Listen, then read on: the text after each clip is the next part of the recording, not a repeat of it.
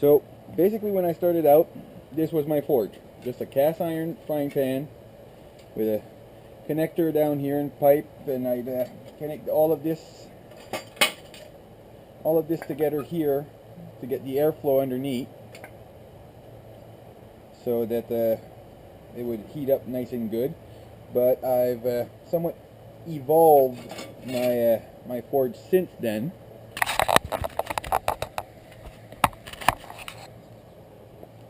When I found this big stainless steel pot. Now, with the help of one of my uncles, because frankly I don't know how to weld, we modified this big pot here to be my new forge. So this part of the pipe here, is welded directly onto the pot, so that the pipe inside can be removed, cleaned, or changed if needs be.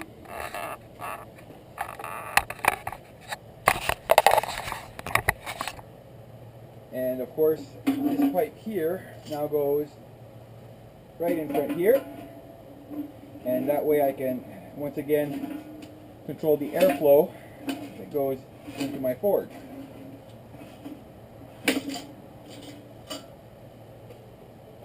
Now, if I was to fill this up with coal or charcoal, it would be a big waste. A lot of wasted energy, a lot of wasted fuel, and especially cleaning it out would be a big pain. So, to remedy that,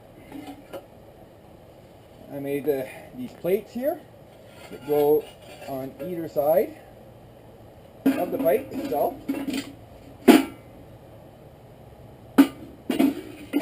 So, and that way it concentrates all the fuel that all the coal or charcoal that I'm using on the top of the pipe, where I get a beautiful heat right here.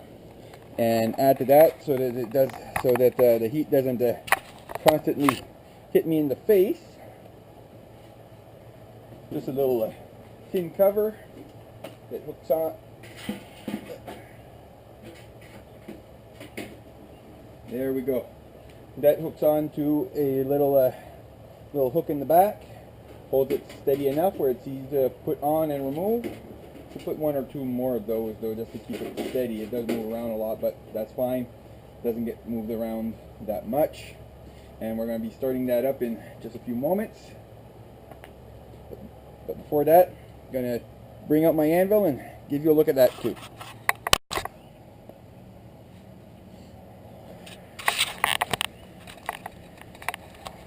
Okay, well, as you can see, this here is my anvil. Everything's pretty much homemade, made to be movable, made to be removable actually. Nice thing is with this design that I saw something similar online, and I modify it somewhat so that I can have multiple tops here. So if I have another piece of metal or anything like that I want to use it as an anvil, I can do that. I've got my grinder over here that's already on a table, separate table, so it is, well, right now on the cement it's not solid there, but when banging away it is solid enough, and all I need to do is lift up straight.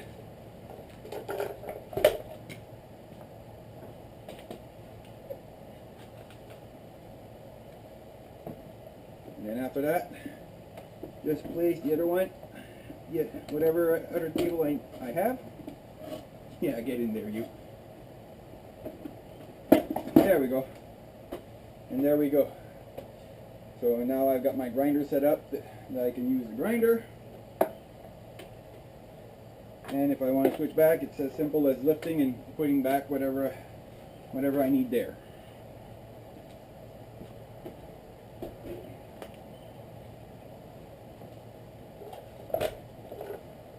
But this is pretty damn heavy.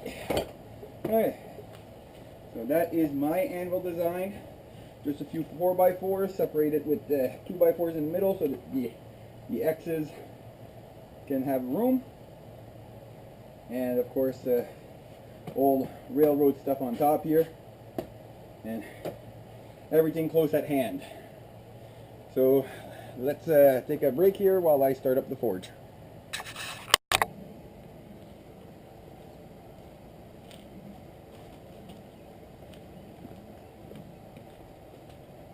Okay, so personally I use a bit of a mixture here of charcoal and coal. So normally the charcoal is mostly to start it off, and once the real coal frankly smells like burning tires and makes a lot of smoke. Don't want that too often, but I do like the heat that it produces. So like I said, mixture of charcoal and coal is what I found works best for me. I just know when to put which one. So start off with a small bit of charcoal.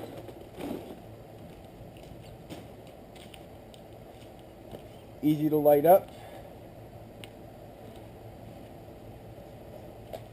when you've got what you need. So, a little bit of a charcoal starter fluid here.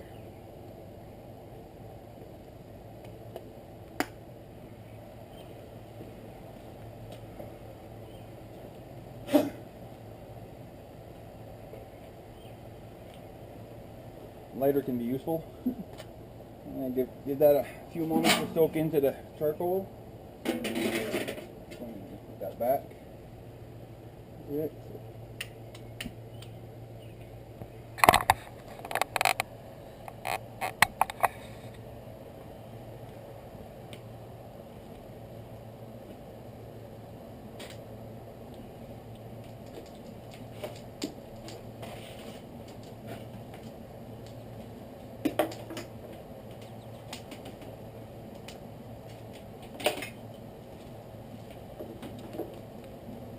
Yeah, you're not going to find anything too fancy here. This is just a backyard forge, and I'm using the tools that I have. Sometimes they work better than others, but every forge, like I said, you need to push air in here. So this is what I use.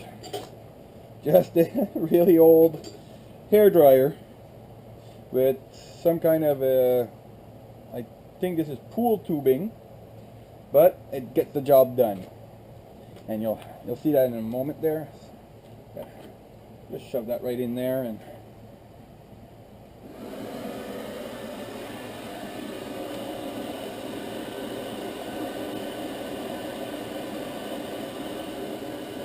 oh yeah, like I said, this little contraption that I put together here is basically to control airflow. Because frankly, when this is closed with the real coal in there and everything there, that's hot enough to melt my metal.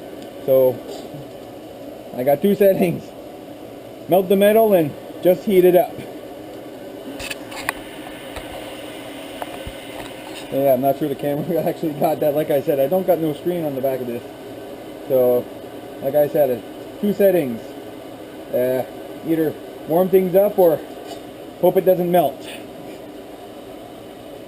And for now, just to get things started there, I'm going to leave that closed.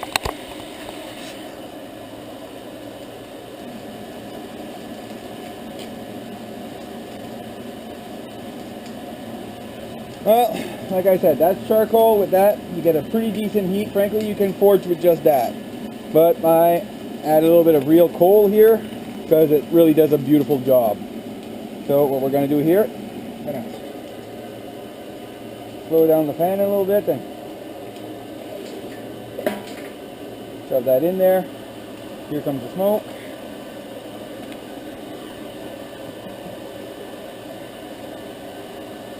Gotta let the air through it out a little bit there.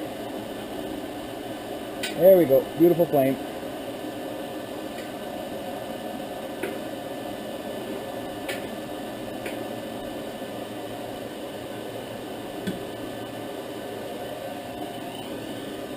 Oh yes, and by the way, this is what we're going to be forging today.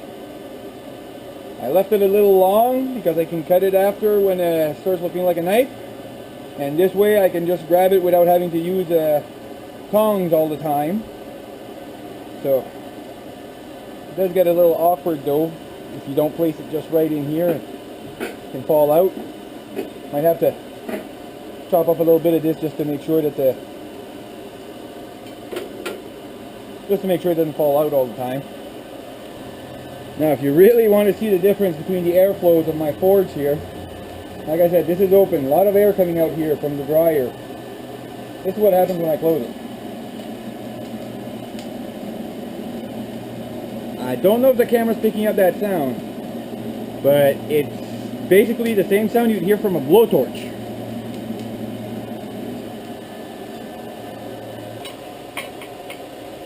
Okay, so I'm back, and this time around, well, this is the chunk I took off there. It's about a foot. So this is the part. Eventually this will probably be a knife too. But for now we're going to use the bigger part, where I'm going to, after I make the knife I want there, I'm going to chop off another part of it. But for now, let's get that heated up. Okay.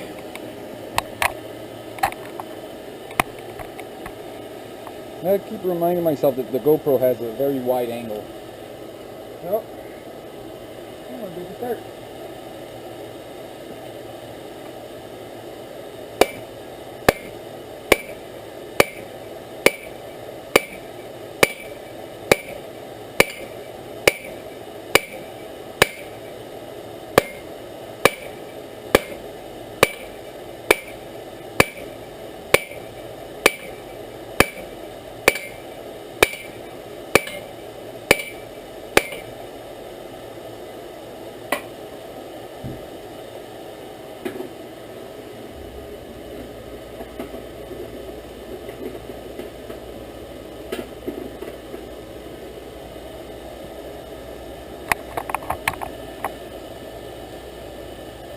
So what I want to start by doing is that since it's a round piece of rebar, I want to try to square off the section which is going to become the blade. That way I can flatten and draw out the metal in the way that I want it to go. Because if I just try to do it straight from round, I'm still going to get all those, going to be left with all those bumps that is on the rebar, and that's just it. I want to square that off so that it doesn't show up in the final part of the blade.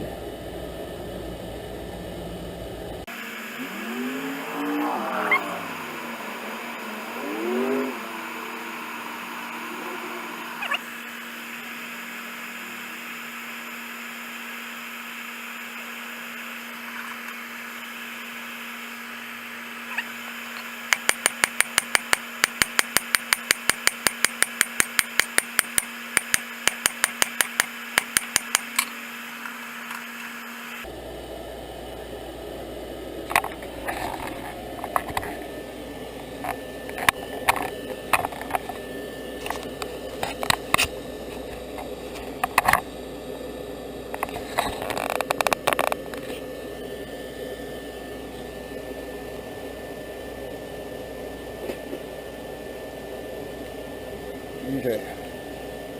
So, like I said, what I'm trying to do is get rid of the ridges that are on the rebar here.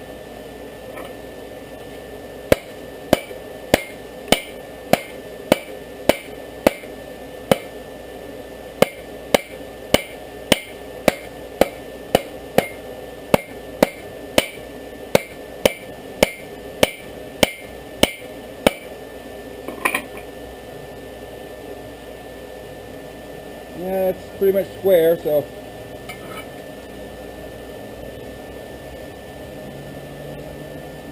from here on out I'm going to heat this up one more time there, and we're going to start flattening it out for the blade.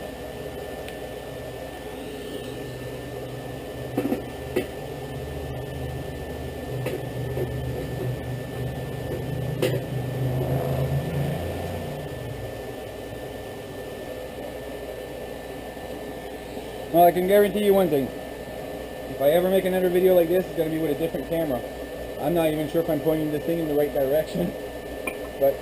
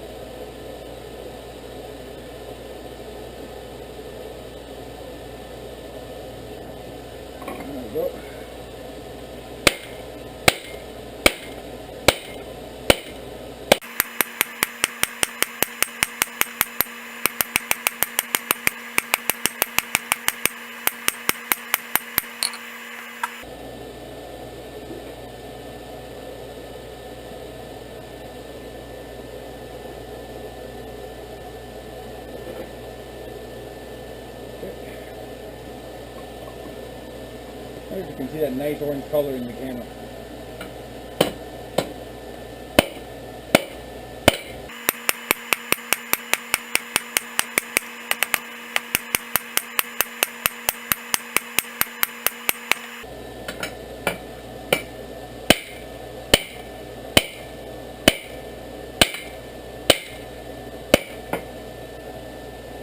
Crack there, that might cause me trouble later on.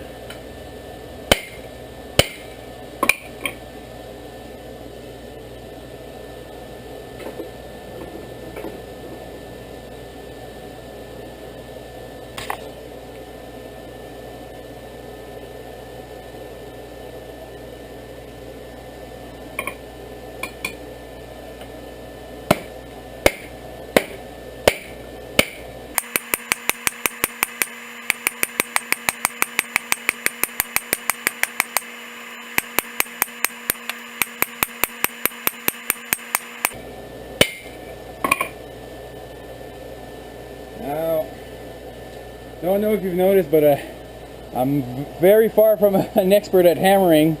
So if you notice that I've missed a few, I missed a few times actually hitting the metal bar, yeah, that's not that surprising.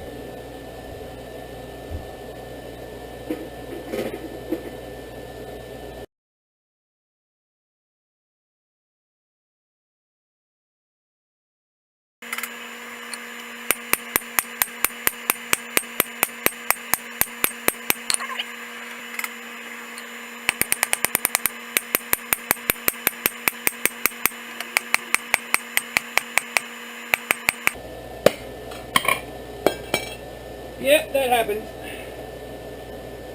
Just gotta be careful that the hot end doesn't land on you.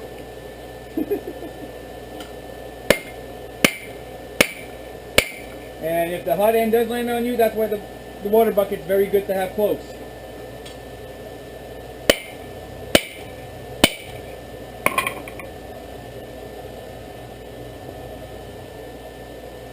Now, just to give you a good look at what's going on in the forge. After all the smoke and the flames and everything else clears, this is what's left with my cold charcoal mix. At this point, I normally add a little bit of charcoal on top.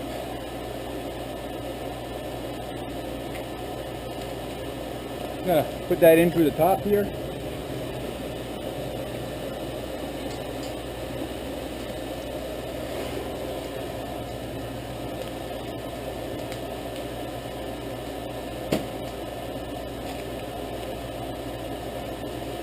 That's basically just to cover the metal and keep the heat concentrated.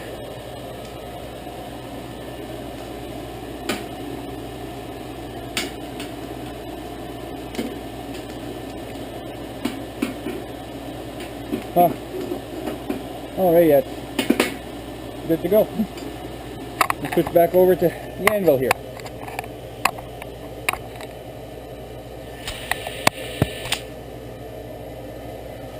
Hurry up before it cools up.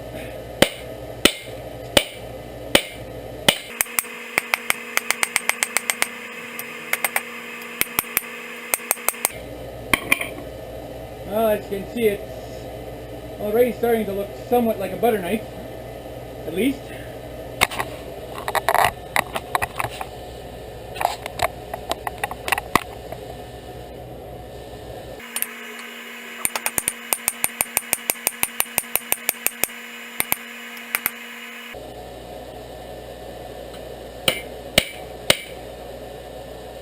So I've got the spine to about the thickness where I want it, more or less. And the edge is going to be done mostly through the grinder.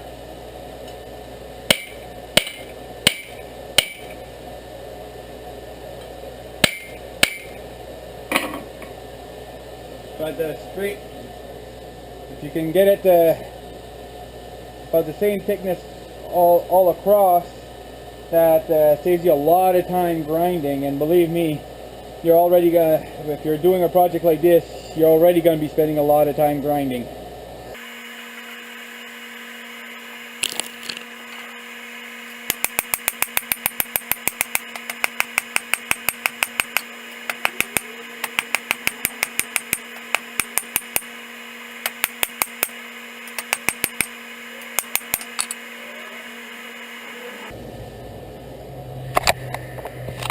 Okay, so basically at this point I do have the makings for a knife. Actually it's pretty good. Just need to clean it up and all that to really get the knife design in there. So the rest would pretty much be done through grinding. But I'm wondering if I can make the blade a little bit longer here. I take my my fork, and I'm not touching this with my hand. It is super hot right now. It's black, but it is hot. I didn't put it in water or anything. So I think with the depth of my forge, I can maybe get another inch or two of blade out of this. So I'm gonna do that. I'm gonna save a little bit of my memory card here, and I'll get back to you once that's done. And we're gonna have a really nice long blade. It's not gonna be very wide, but it'll be a nice long blade. Okay, so I was able to get an inch or two more, and this part here I figured I might as well show you. Well, I already lost heat on this, but what I'm going to do there is I'm going to basically put a groove here to separate the blade from the handle. But yeah, I got to heat this up again.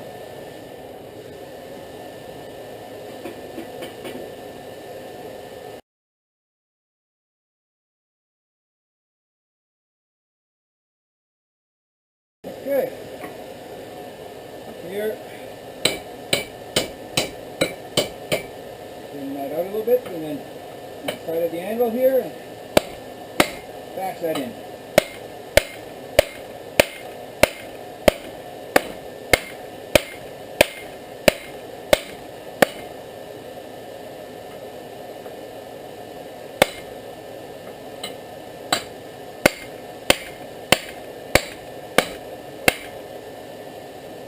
That looks pretty good. And this side though, it's more rounded.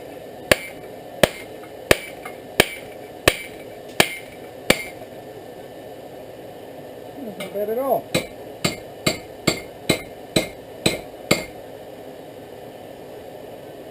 And we have a blade.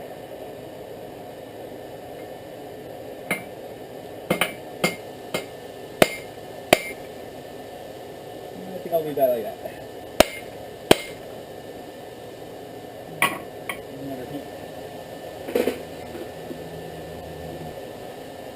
Alright, so now that we've got the division of the handle and the blade, we're going to draw out the blade part more.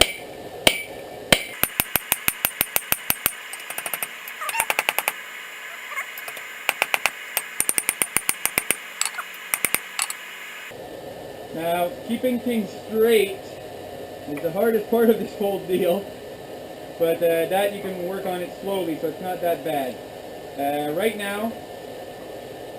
Right now the thing is I got a lot of tool marks on here because my hammer, I'm not sure if the camera can pick that up, but my hammer has concentric circles at the end there, which is why I keep my little ball peen hammer here, which has a nice flat surface, and we're going to heat this up and try to remove as many tool marks as we can.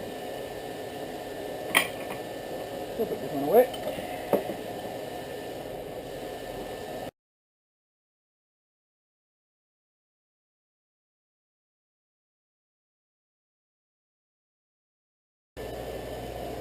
Now keep in mind that right now all I'm doing is trying to get rid of the tool marks that my other hammer left.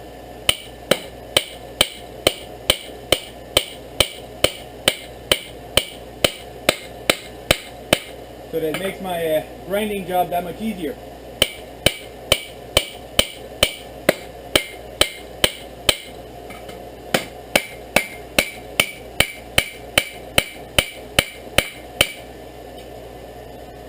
There we go. That's nice. Now let's see. It's straight. And look at that. That's about as straight as I'm going to get it right now. Give me a little tiny bend over here. Oops, went too far. Like I said, it was tiny. Okay. Fine. It looks nice and straight. Let's see about the blade. Because those two can be different. See the blade.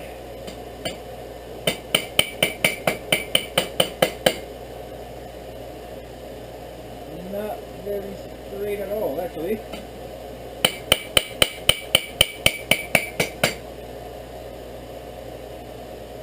That's much better. And here, spine stays straight. And we have the makings of a knife. So now I'm going to let this air cool for a little bit. I'm going to dunk it in the water while it's when it gets a little bit cooler. I'm going to go get something to keep me cool too. And after that we're going to start the first grind. So I'll be back for that.